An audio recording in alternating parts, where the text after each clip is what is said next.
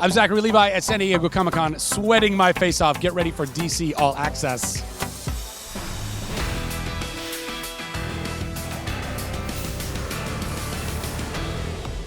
Hey guys, I am Tiffany Smith. And I'm Whitney Moore. There is no rest for the world's greatest superheroes on day 4 of Comic-Con.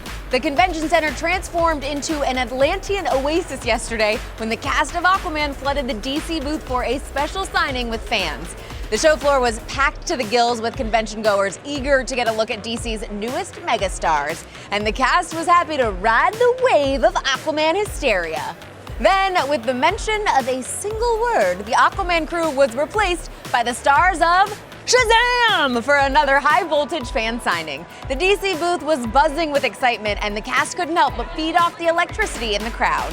It spans generations. From 1939 to now, Captain Marvel / Shazam has been a very beloved character, albeit sometimes very niche, but sometimes that means even more to someone, you know? So yeah, I mean, it's been a tricky balance, hopefully trying to create for everyone what is an amalgamation of a character that can hopefully be everyone's, you know, Shazam. And I mean, the response has been insane. It's been so lovely. And the trailer's so fun.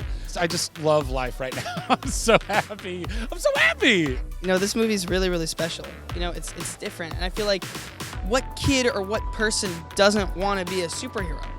You know? Yeah. Like, I want to be a superhero. I think it's just relatable. Like, you know, it's this kid that, you know, went from having nothing and then, you know, just exactly wish fulfillment, you know, is wishing for a better life, you know. He's never had anyone in his life that he could trust. You know, he just wants to go home. He wants his mom. I'm kind of like the DC superhero extraordinaire, and I kind of work. I don't want to say sidekick because that's degrading, but I want to say that he's like Shazam Sensei. Well, he's never like a total badass mean superhero. Like, he's always like that little kid inside that big buff Zachary Levi body. And Did he pay you to say that? no. First day on set with you know, Zach and Jack, it was just perfect. Because it's just, yeah, we would just do take after take and often let the camera roll a little long because I just wanted to see what the two of them came up with. Yeah. Because they're, you know, no two takes are ever the same with those two. So. Yeah. All of that being said is why you are the perfect Shazam, because you do have that childlike action in you. That's right. Nothing happened. You guys, I'm controlling it. Okay, all right, cool. I'm throttling the lightning, don't worry. Shazam thunders into movie theaters next spring, and you can catch Aquaman nationwide on December 21st. Funko added to the Aquaman frenzy with the debut of a brand new animated short that gives us our first look at the figures based on the movie. You can watch the full short at the DC booth. Batman Damned from DC Black Label reunites the creative team of Brian Azzarello and Lee Bermejo for a story that picks up right where their 2008 graphic novel, Joker, left off. It's our Batman, and it is darker than usual, but that's what Black Label's supposed to be. Batman Damned, it's a lot of things, and this book completely goes into the supernatural, magical, 1970s horror kind of realm. We haven't done that before. It's new ground for us. And it's new ground for Batman, too. He's not the smartest guy in the room for a change, you know? It's nice to do a book where Constantine knows more than Batman knows. Our Batman is way more human, way more fallible, and I think that brings him back to who he is. The first issue of Batman Damned hits store shelves on September 19th. On the TV side, we caught up with the stars of the CW's superhero lineup for a preview of what's in store for the new season. We're kind of picking up with the shell shock news of finding out our daughter's in town. So yeah, it's going to be thrown into parenthood, I guess. It's kind of awesome and fun, and just to spend time with her and see that we've got this cool, amazing speedster daughter. Well, I don't know much yet from what I've seen of the script, but it's, I know, based on a comic book called The Red Sun that was Superman. So it's kind of going to explore the idea of nature versus nurture, and this doppelganger of Kara raised in a different country in Russia.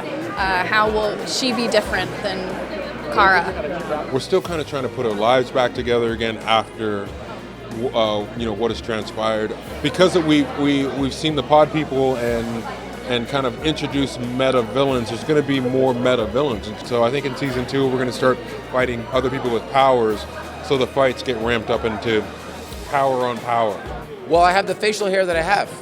Yeah, it's sort of like kind of going towards the goatee. We'll see. I like it. I like Oliver's prison look. We are going to the late 60s, which is one of my personal favorite times. Yeah. And Sarah is starting to feel good about who she is, what she's done, and like maybe she's not such a screw up, and that's all going to kind of get put in jeopardy. And Ray's kind of happy that we think we've solved things for once, and we find out that we haven't. Then he starts to second guess his decision to give Nora Dark Time Stone. And our tour of the DC universe would not be complete without a visit to Krypton. So one of the things we're most excited about with Season 2 is that in Season 1, Brainiac was our looming threat. He was this haunting presence over Season 1. But in Season 2, we get to dive a bit deeper. They're going to have to work together, potentially. In Season 2, you're going to see Doomsday Unleashed. That's what we want to deliver. The thing is, in the same way that the Brainiac was this sort of haunting presence, Doomsday was towards the end of the season as well, and you saw a little few teasers of what he was, and we know the threat of which he's capable, so we want to deliver that on screen for everyone. The next season of DC TV kicks off with the premiere of The Flash, Tuesday, October 9th on the CW. Batman the Animated Series is coming to the DC Universe subscription service in HD, and we caught up with Paul Dini to chat about the 21st century upgrade. Boy, it is so gratifying and thrilling and unexpected to be a part of the Batman world decades after we did the show. We're finding new fans all the time who've seen it for the first time, and also people who've grown up with the show who are now introducing their children to the show. It's always been part of the cultural mythology, and I think that's wonderful. I think it's going to look fresh, exciting. It'll be like a new experience. Things you know, but things you've never seen before.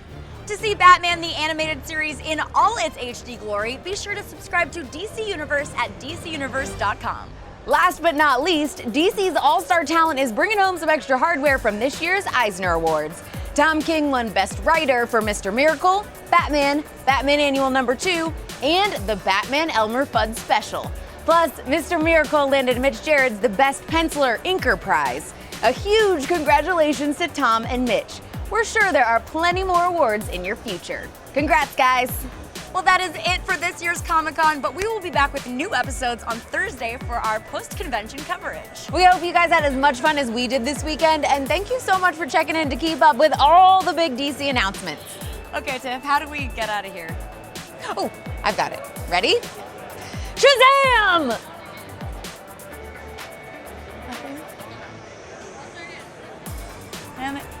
Maybe try it again? No, it's gonna work.